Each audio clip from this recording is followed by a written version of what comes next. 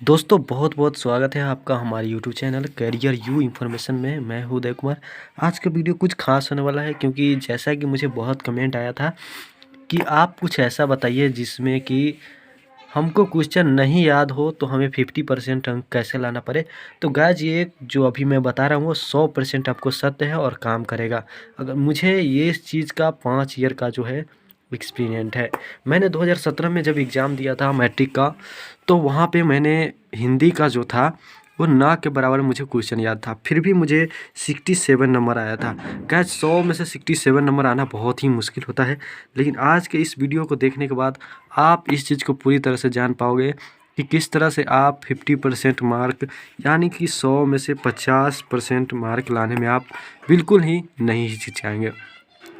तो गाइस चलिए video start करते हैं, लेकिन आपसे एक छोटा सा रिक्वेस्ट है कि मेरे चैनल पर नए हैं तो चैनल को सब्सक्राइब कीजिए, साथ में एक लाइक कीजिए। अगर आपको ये वीडियो देखने के बाद आपके अंदर अगर ऐसी क्षमता नहीं आती है तो हमारे चैनल को अनसब्सक्राइब करें, साथ में कमेंट में गाली भी लिख सकते हैं, ये 100% मैं दावा करता हूँ। तो आइए वीडियो को स्टार्ट करते हैं। मेरे चैनल को सब्सक्राइब कर लीजिए, साथ में बेल आइकन दबा लीजिए, क्योंकि जैसे ही क्वेश्चन आउट होती है मैट्रिक की हम आपको ज़रूर सेंड करेंगे। चलिए वीडियो स्टार्ट करते हैं। दोस्तों सबसे पहले आते हैं कि अगर आपसे मान लीजिए कोई पूछता है कि भारत की राजधानी कहाँ है। मान लीजिए ये बोर्ड में अगर ये क्वेश्चन आती है, मान लीजिए कि इसका हम मानते हैं कि आपको भारत की राजधानी कहाँ है ये नहीं पता है, तो आपको आंसर कैसे देना है। अगर मान लीजिए 2 नंबर का है तो आपको कैसे इस चीज़ का आंसर देना है ताकि आपको 2 में से 1 नंबर मिल सके। तो गाइज इस वीडियो को देखने के बाद आप इस चीज़ को ज़रूर ही जान जाइएगा। चलिए स्टार्ट करते हैं, बात आते हैं आपको। सबसे पहले जो है आपको क्वेश्चन पूरी तरह से लिखना है। गाइज पूरी तरह से लिखने के बाद आपको सबसे पहले क्वेश्चन नंबर लिखना होगा और उसके आंसर में या हिंदी में उत्तर लिख सकते हैं। उसके बाद आपको जवाब देना है। जैसे ही आप जवाब देंगे आपको क्वेश्चन लेना है। यहाँ पे लिखा हुआ भारत की राजधानी कहाँ है, तो सबसे पहले आपको उतारना है कि भारत की, सबसे पहले भारत की राजधानी। अब यहाँ पे ये क्वेश्चन खड़ा होता है, तो क्वेश्चन का हमें आंसर देना है। अगर मान लीजिए कि भारत की राजधानी नई दिल्ली है, आपको नहीं पता है, तो आप वहाँ पे कुछ भी लिख सकते हैं, जैसे कि मान लीजिए पटना, बनारस या कुछ भी लिख सकते हैं। तो गाइज आपको इस चीज़ लिखने का वो चेकअप करने वाले जो कॉपी चेकअप करते हैं वो आपको 1 नंबर अपॉर्चुनिटी देंगे। वो तो आंसर का 1 नंबर देते हैं, लेकिन आपको लिखावट देखने के बाद वो 1 नंबर पूरा 100% गारंटी है कि देते हैं। ऐसा मैंने इसलिए कहा क्योंकि मैं इस चीज़ का एग्ज़ाम दे रखा हूँ। जो विद्यार्थी इस सीज़न में एग्ज़ाम नहीं दिए हैं, जो अभी जिस हिसाब से एग्ज़ाम चल रहा है, उसको ये बात नहीं पता है, लेकिन 5 साल से जो है इस चीज़ का एक्सपीरियंस मेरे पास है कि मैंने कितने विद्यार्थियों को इस चीज़ को बताया। लेकिन मैं सोचा कि अगर यूट्यूब चैनल पे भी बताया जाए तो सारे लड़कियों को पता हो जाए, उसके बाद इस चीज़ का जानकारी हो जाता है। गाइस मान लीजिए कि आपसे पूछा जाए कि वृक्ष को बूढ़ा चौकीदार क्यों कहा जाता है। देखिए गाइस, अब ये क्वेश्चन बहुत ही इंपॉर्टेंट होता है कि वृक्ष को बूढ़ा चौकीदार क्यों कहा जाता है। ये क्वेश्चन आपके माइंड पे भी डिपेंड करता है इसका आंसर देना। लेकिन अगर आपको नहीं भी याद है तो सबसे पहले जैसा ही कि आपको हमने बताया, मान लीजिए ये 20 नंबर क्वेश्चन है, तो सबसे पहले आपको 20 यहाँ पे कॉपी पर लिखना है, आंसर शीट पे, वहाँ पर जाके उत्तर लिखना है। तब जाके आपको लिखना है, ये चीज़ को पूरा उतार ही लेना है क्योंकि क्वेश्चन से इम्पोर्टेंट होता है आंसर। तो गाइज आंसर कहाँ आपको देना है, तो इस क्वेश्चन का आंसर देना है। ये सब तो एक इम्पोर्टेंट है जो कि उत्तर में भी आपको ये लिखना है, आंसर में भी ये लिखना है गाइज। लेकिन सबसे इम्पोर्टेंट ये है कि क्यों, व्हाट इज क्यों, मतलब कि क्वेश्चन तो तब खड़ा होता है जब आपसे पूछता है क्यों, कब, कहाँ, किस लिए, क्यों। तो गाइज सबसे पहले आपको दोस्तों लिखना है कि वृक्ष को, सबसे पहले इसको उतार लेना है, वृक्ष को बूढ़ा चौकीदार। अब क्यों की जगह इसलिए। दोस्तों आप इस चीज़ का निश्चिंत रहे कि ये वीवीआई क्वेश्चन है, क्योंकि जब मैंने 2017 में एग्ज़ाम दिया था तो ये सवाल आया ही था। अभी नहीं मैं अभी कोई कॉपी उल्टाया हूँ, नहीं किताब बनाया हूँ, सिर्फ आपको एक सैम्पल सा कॉपी में इस चीज़ को साबित करने के लिए दिखा रहा हूँ कि किस तरह से आपको लिखना है कि आपको नंबर 50% आ सके।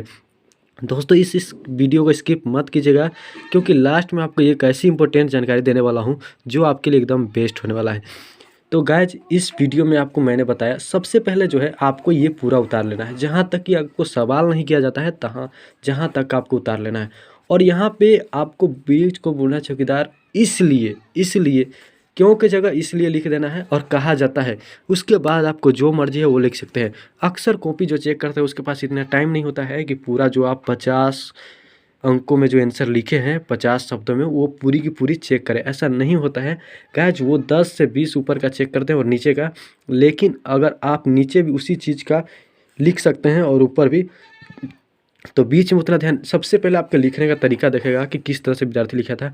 इसको ही देखने के बाद आपको शायद ही ऐसा होगा कि वो नंबर नहीं दे, ऐसा हो ही नहीं सकता है। नंबर आपको 50% मार्क दे ही देगा। गाइज आपको इस वीडियो को देखने के बाद मुझे पूरा भरोसा हो रहा है कि ऐसा हो सकता है कि आपको वीडियो की जानकारी बहुत अच्छी लगी होगी। और बात करते हैं अब इंग्लिश की। इंग्लिश में मान लीजिए कि आपसे पूछा जाए how to lesson in improve, इस चीज़ को क्वेश्चन पूछा जाता है।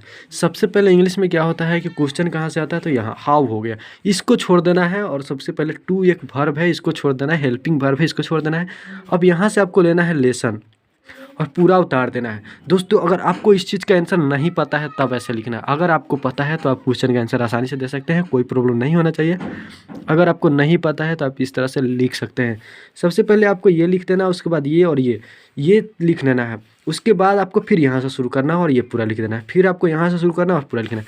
इस तरह से जो है आपका कम से कम 20 या 25 वर्ड में जो है आंसर मिल जाएगा, जिससे कि वो इतना चेक नहीं करेगा। और आपको जो 4 नंबर का क्वेश्चन होगा इसमें से आपका क्रम भी ख़राब हो गया, मतलब मान लीजिए कि कॉपी चेक करने वाला बहुत ही हार्ड है, फिर भी आपको 1 या 2 नंबर देगा ही।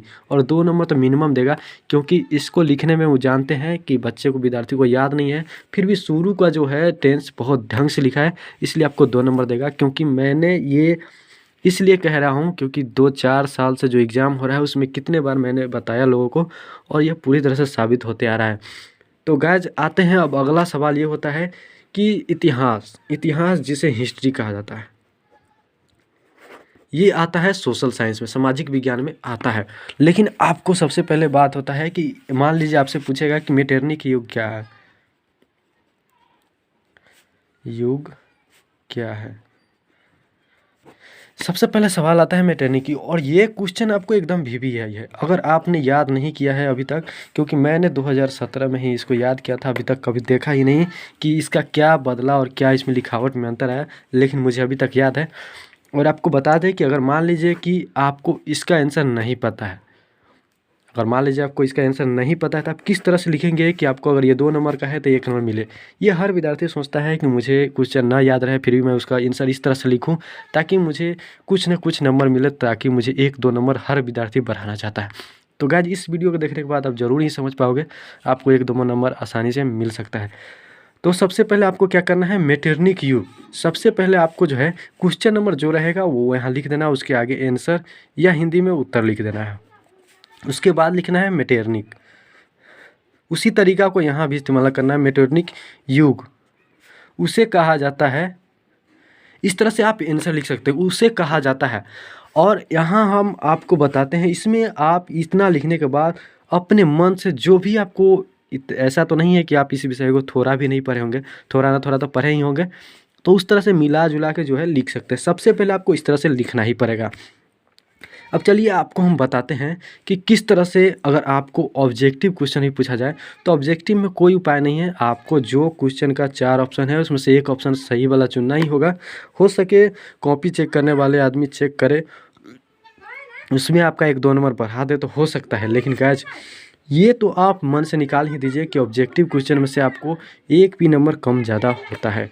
वहाँ पे आपका कोई चला चलने वाला नहीं, चाहे मेरा हो या आपका हो। लेकिन सब्जेक्टिव क्वेश्चन जो होता है उसमें आपको 50% मार्क लाने का गारंटी मैं लेता हूँ। अगर आपको इस तरीके से लिखने पर भी नंबर नहीं आता हो तो मेरे चैनल को अनसब्सक्राइब कर देना, और साथ में कमेंट में गाली भी दे सकते हैं। तो गाइज अब आते हैं बारी मैथ का। दोस्तों मैथ सबसे इम्पोर्टेंट होता है कि मैथ में किस तरह से लिखे कि नंबर आता है। दोस्तों मैथ में लिखने का सबसे बड़ा तरीका होता है कि जो मान लीजिए कि sine square theta plus cos square theta बराबर 1 प्रूव, ये भी क्वेश्चन आ सकता है।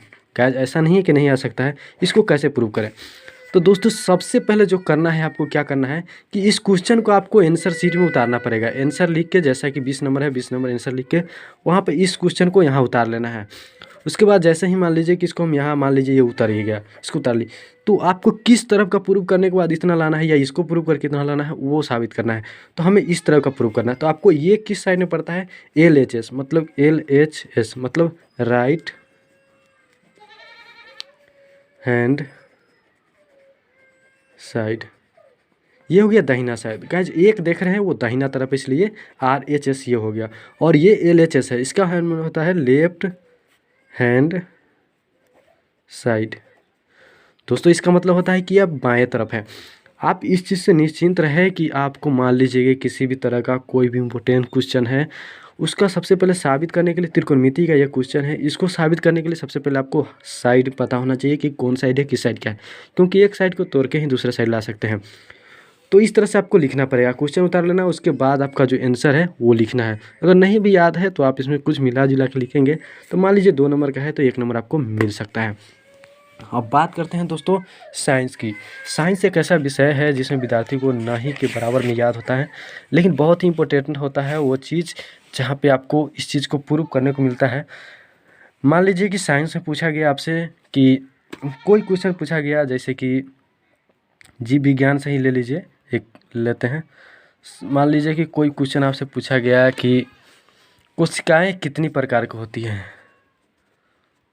कोशिकाएं कितनी प्रकार की होती है। मान लीजिए ये क्वेश्चन आपको मिल गया, तो आपको क्या करना है कि इसका आंसर देने के लिए सबसे पहले हर किसी में यही नियम निभाना है कि आपको सबसे पहले कितनी ये क्वेश्चन हो गया, तो सबसे पहले आपको इस चीज़ का उतारना, इसको छोड़ के बाकी उतारना। कोशिकाएं इतने प्रकार की होती है, इसको आपको सबसे पहले इस चीज़ को लिखना ही पड़ेगा गाइस कि कोशिकाएं इतने प्रकार की होती है। मतलब आंसर दे रहे हैं इस तरह से आपको ऊपर लिखना पड़ेगा, तब जाके उस तरह का होता है। तो दोस्तों कल के वीडियो में हम आपको बताने वाले हैं कि सबसे VBI क्वेश्चन जो है वो हर सब्जेक्ट में कौन कौन होता है इंपॉर्टेंट, 2 क्वेश्चन हम बताएंगे जो आपको 100% पूछा जा सकता है। इसलिए आप हमारे चैनल को सब्सक्राइब और साथ में बेल आइकन जरूर दबा के रखिए। मिलते हैं अगले वीडियो में, जब तक के लिए जय हिंद, जय भारत, आपका दिन शुभ।